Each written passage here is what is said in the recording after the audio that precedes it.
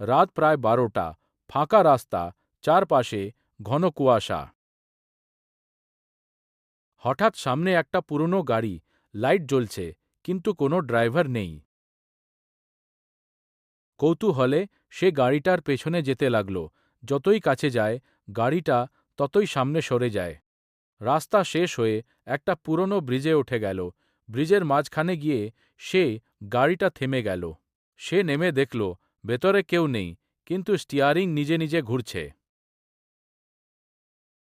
পেছন থেকে ফিসফিস করে কেউ বলল, এই গাড়িতে একবার উঠলে আর নামা যায় না।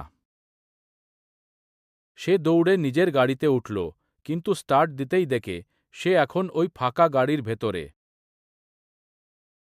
আর তার নিজের গাড়িটা সামনে দাঁড়িয়ে ধীরে ধীরে দূরে চলে যাচ্ছে, দূরে, দূরে।